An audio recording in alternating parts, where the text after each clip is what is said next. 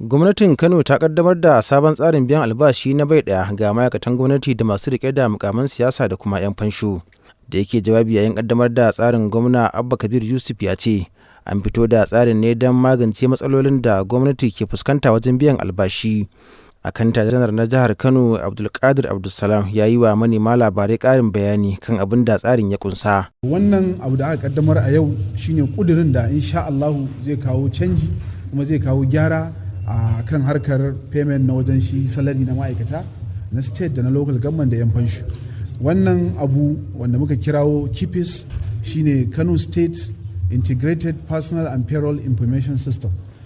System ne wanda mai girma gwamna ya kaddamar yau, wanda za a tabbata cewa dukkanin ma'aikata na jihar Kano da ma'aikatan jiha da ma'aikatan local government da 'yan fansho an ɗauki data ɗinsu, abinda ake cewa biometric capture, wanda za a ɗauki 'yan yatsunka kuma a ɗauki fuskarka. Wannan shi zai tabbatar da tantance ma'aikata wanda suke su ne halaliyar ma'aikatan jihar Kano, domin a tabbata cewa ba a samun irin waɗannan matsaloli. An kaddamar da sabon tsarin na biyan albashin bai ɗaya da ya fara da gwamnan jihar Kano da mataimakinsa da sauran 'yan majalisar zartarwa jihar Kano. To nan kuma wani masanin tsaro kuma tsohon soja a rundunar sojin ƙasar nan, Mejo Muhammad Lawal Yakub mai ritaya, ya ce rashin wadataccen albashi na da alaƙa ta kai tsaye da ɗabi'ar cin hanci da rashawa ga jami'an tsaro, musamman 'yan sanda waɗanda su ne suka fi kusancewa kusa da al'umma. Mejo Lawal ya bayyana hakan ne a wata tattaunawa su da manema labarai kan halin rashin walwala da ingancin rayuwar da jami'an tsaron ƙasar nan ke ciki, musamman ƙananu daga cikin su. Ya ce kowane jami'in tsaro yana da wani tasiri na musamman da dokar ƙasa ta bashi akan 'yan ƙasa, wanda matuƙar mahukunta ba su kyautata rayuwarsa ba. Hakan yakan kai su ga yin amfani da tasirin nasu ta hanyar da bata dace ba. Yanzu a ce 'yan sanda da suke su ne wato manya-manyan da suka fi kowa cuɗanya da farin kaya da kiriminal a cikin gari. A ce ɗan sanda baya da salari enough wanda zai iya ɗan taɓuka masa a gidansa ya ci abinci zuwa ƙarshen wata, to ka gaya man inda corruption a ciki ba zai shiga ba. Kuma zai je ya kama mai laifi, kuma mai laifin nan da kansa zai buɗe ya ce masa gashi zan baka kuɗi, kuma shi ya duba ya gani gidansa babu abinci, shi kansa bashi ya yi masa yawa, ga kuma kuɗi da za a bashi kawai ya sake shi ya tafi ya kau da kai. Ka gaya min wannan ɗan sanda ɗin ko jami'in ɗan tsaro ɗin nan ko shi waye, ka gani in ba Allah ya taimake shi ba in bai karɓi kuɗin nan ba. To saboda haka karancin salari ga jami'in tsaro baki ɗaya matsala ne, yana daga cikin matsalar ƙasar nan. Wato a ƙasar nan mu abin da muke ciki a ƙasar nan, duk wanda ya yi sama ya yi sama, na sama kullum shi ake ma ƙari, kullum shi ake kallo ba na ƙasa ba. A cewarsa akwai buƙatar gwamnati ta sake yin nazari akan albashi da walwalan ma'aikata, musamman jami'an tsaron ƙasar nan, duba da irin horon da suka samu wanda yake da buƙatar a yi kafa da su, musamman ta hanyar tsayar da tunaninsu akan gwadabe mai kyau. Babban kalubale ne ga Najeriya ita kanta, babban kalubale ne ga 'yan Najeriya baki daya. Idan muka tuna cewa fa sojojin nan duk da cewa yawanci rashin aikin yi ne yake kai wa'ansu a soja, amma duk da haka ai sun yi volunteer da rayuwarsa gaba daya. Soja in ka shiga fa sai abin da dokar soja ta ce ka yi shine fa za ka yi. Saboda haka duk wanda yake cikin irin wannan rayuwa ya kamata a kyautata masu, ya kamata a kula da salarin su, ya kamata kai ba su ba ma hatta tsofaffin sojoji kamar irin mu kanmu din ma ya kamata. Saboda menene in ta je ta dawo ai kana gefe ne, ai in ta je ta dawo kiran mu za a yi a ce kowa ya dawo. Har yanzu mu tus ne na gwamnati, in ta je ta dawo duk za a ce tsofaffin sojoji, officers da sojoji kowa ya dawo ya sa uniform. Kada Allah ya kai mu ranar da za a ce a yi haka, domin in aka yi haka kan to ta ɓaci. Yanzu misali kamar sojoji, waye zai ji ƙashin cewa an kyautata musu? Kamar 'yan sanda, waye zai ji ƙashin cewa an kyautata musu? Kamar likitoci, waye yake ƙyashi akan an kyautata ma likitoci? A kyautata ma waɗannan group, kuma su kansu su tsaya su yi aiki suke na al'umma. Masana tsaro dai a ciki da wajen kasar nan sun jima suna yin sharhi tare da kiraye-kiraye akan inganta rayuwar jami'an tsaron kasar nan, da nufin kawar da hankulansu daga kan zargin da ake musu na takurawa al'umma ta hanyar yin amfani da karfinsu wajen karɓar cin hanci da rashawa. Wakilin mazaɓar Obokundu Oriyade ta jihar Osun a majalisar dokokin ƙasar nan, Mr. Oluwole Oke ya gabatar da ƙudurin neman ƙarin jihohi 3 a yankin kudu maso yammacin ƙasar nan. Ƙudurin na da manufar aiwatar da sauyi a dokar farko da ke kunshe cikin kundin tsarin mulkin ƙasar nan domin neman ƙirƙiro jihohin Oke Ogun da ta Ijebu da kuma Ife Ijesa.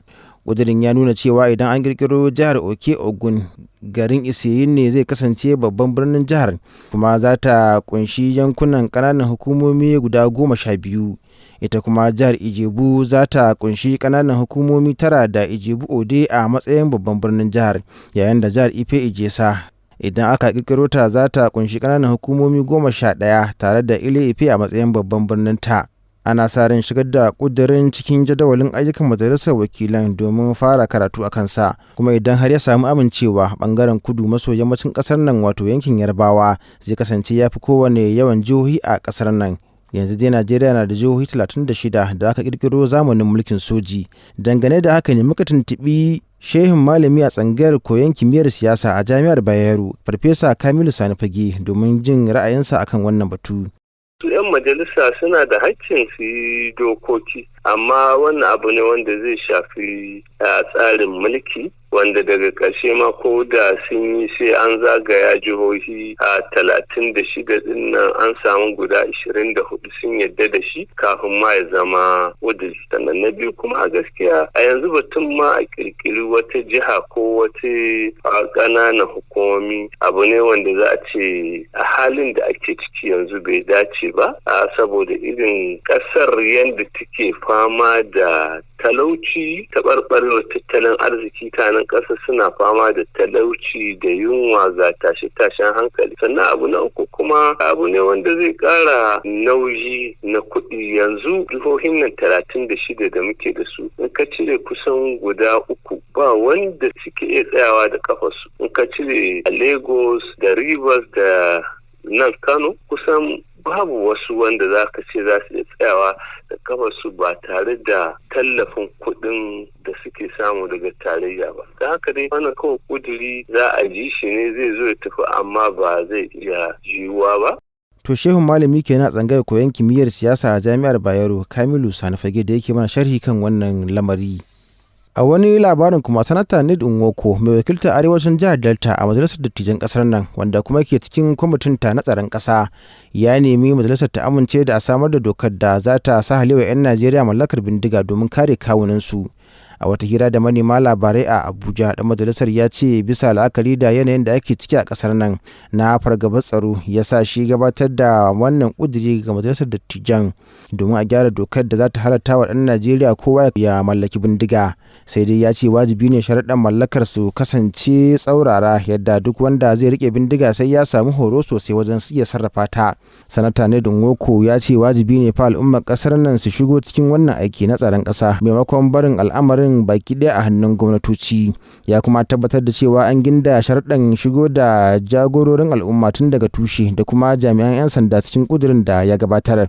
Kan haka ne mai sharhi kan al'amuran yau da kullum Malam Usman Yusuf Bala Tsamiya Babba ya duba kan wannan lamari gami da yi mana sharhi. Wannan kudiri da dan majalisa ya kai ne da ko na neman cewa a sahalewa 'yan Najeriya su mallaki bindigogi domin kare kansu. Idan kai kallo na tsanaki, kudiri ne mai kyau gaske, kuma kamar yadda ka sani su firearms of different category, so ya kamata a yi specifying waɗanne irin firearms 'yan ƙasa za su iya mallaka, waɗanda idan hukuma ta gansu da su a san suwaye me abin. Saboda misali yanzu ka gani kamar yadda bayanai suke ya nuna cewa irin yankunan da suke fama da matsalolin tsaron nan, al'umma sun riga sun yi illegal possessions of arms akwai. So idan gwamnati ta yi wannan dokar zai sa ta tantance ta san adadin mutanen da suke rike da makamai, saboda an yi dokar da ta sa haleto za ga mutane za su yi kokarin su je su yi rijista domin a san su mallaki makamai. Shi kansa dan majalisar da ya gabatar da wannan kuduri a yankinsa na Niger Delta, da za ka tambaye shi zai gaya maka akwai illegal arms da suke yawo wanda su kansu ba su isa su san adadin su ba. So amma maybe yin dokar zai iya kawo sauki. So amma dai akwai kalubale a dokar ita kanta in kai mata kallo,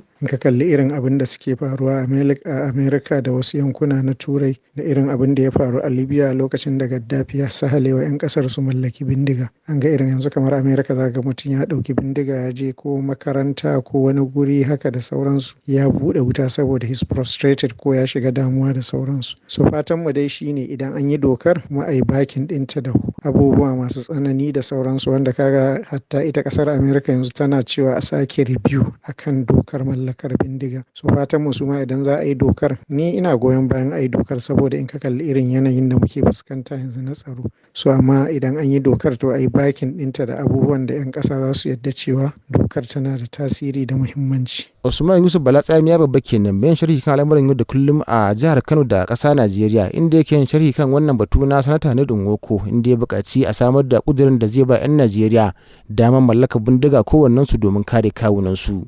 Ƙarshen labaran kenan daga nan tashar Report 24. Fatan za a ci gaba da kasancewa domin a kowane lokaci, inda za mu dinga kawo muku labarai na abin da yake faruwa daga matakin jihar Kano, ƙasa Najeriya, nahiyar Afirka, har ma dai da duniya baki ɗaya.